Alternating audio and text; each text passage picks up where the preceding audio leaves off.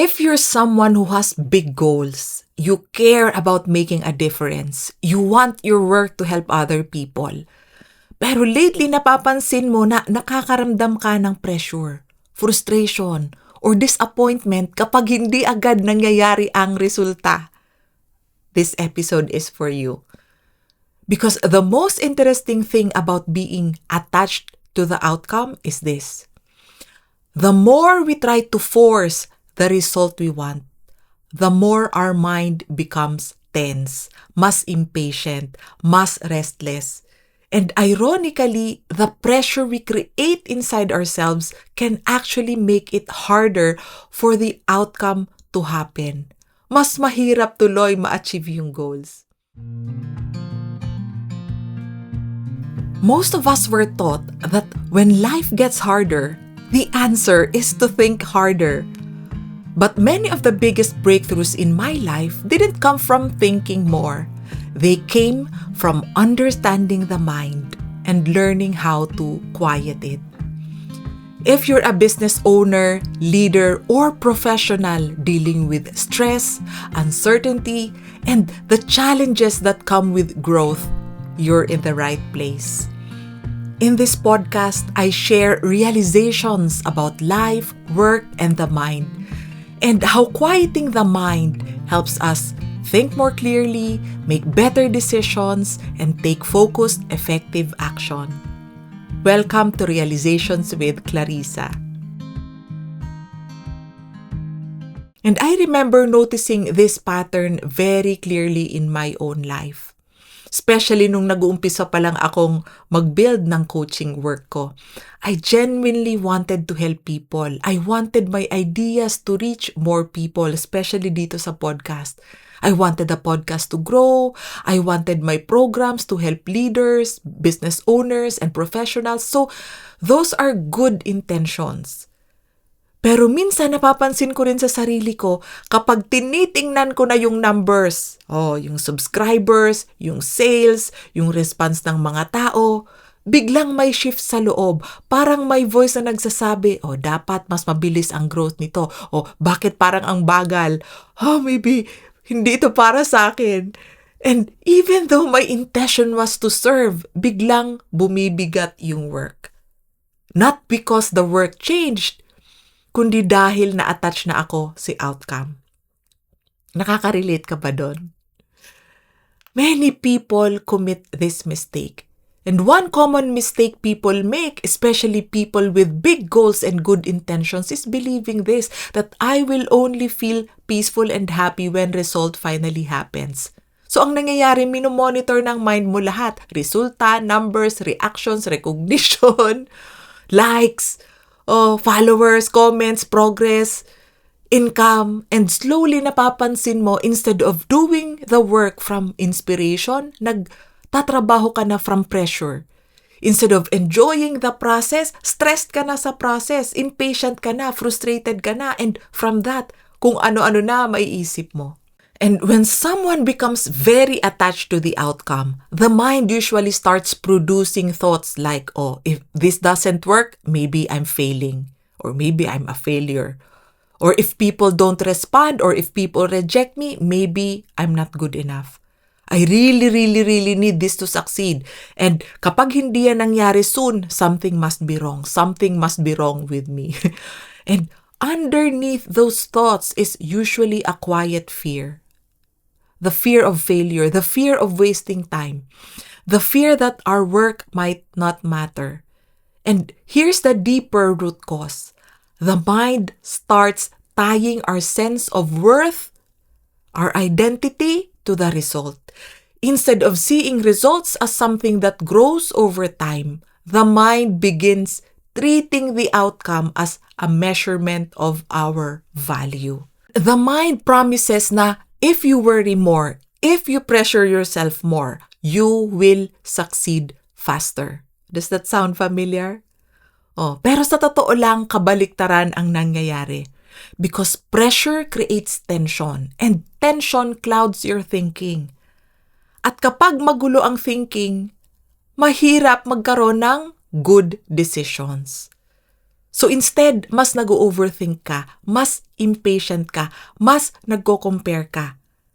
And nawawala yung natural joy sa ginagawa mo. May resentment na kasi nga ang daming frustrations. And instead of being someone who creates with purpose, you become someone who is constantly chasing validation.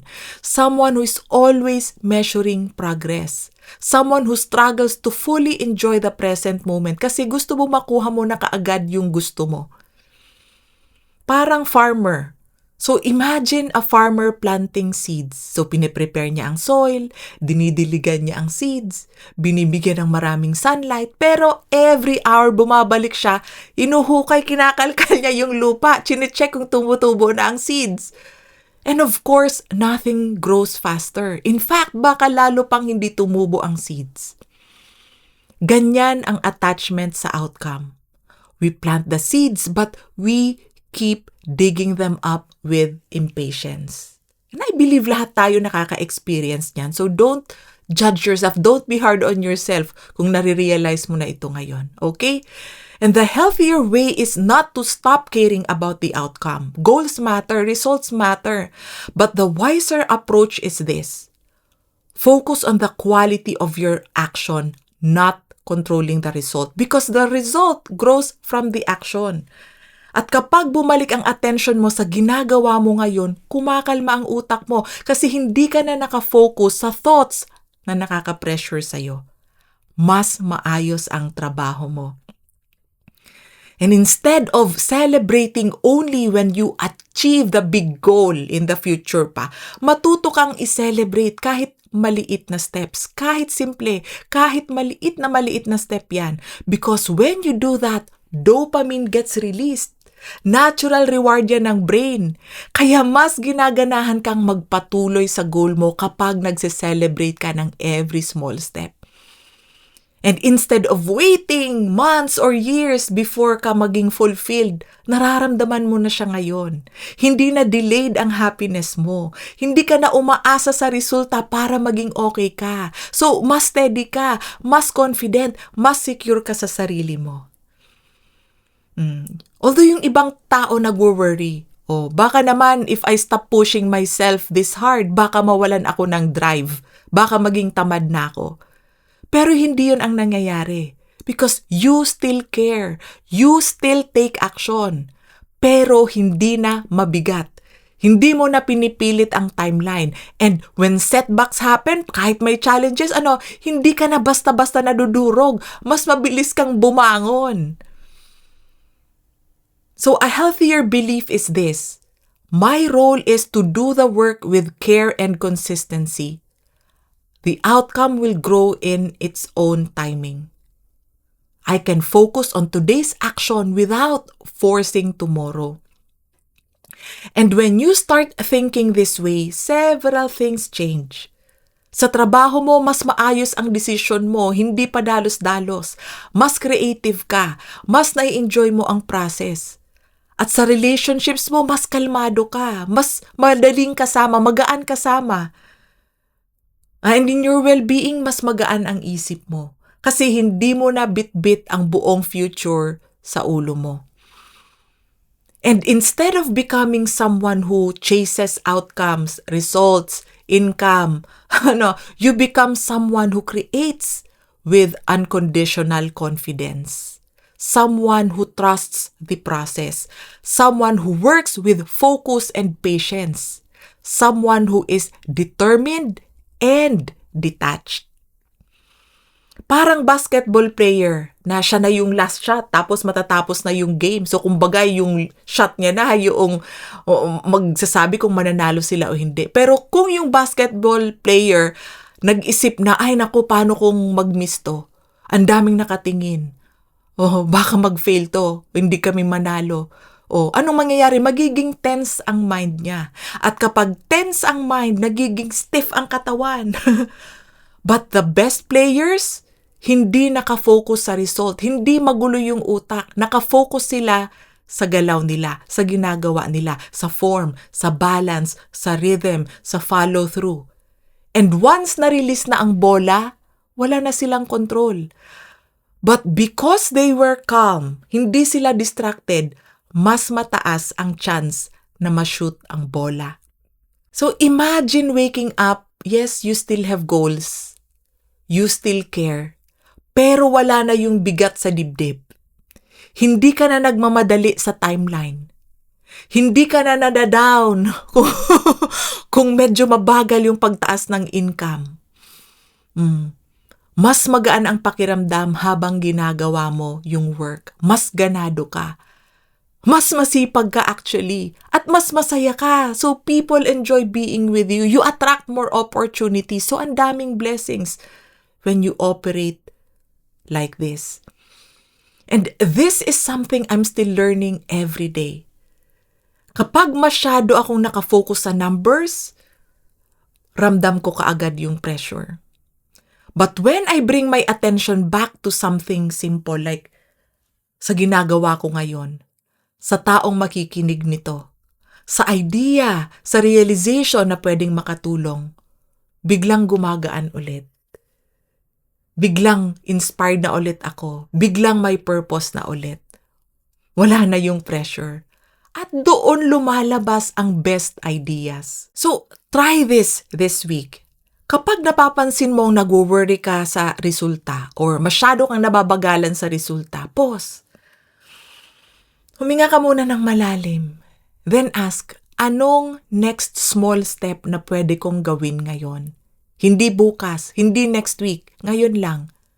Then focus there. And if napapansin mo na habang gustong-gusto mo na ma-achieve ang goals mo, mas lumalaki rin ang pressure sa buhay mo, then this is worth looking at.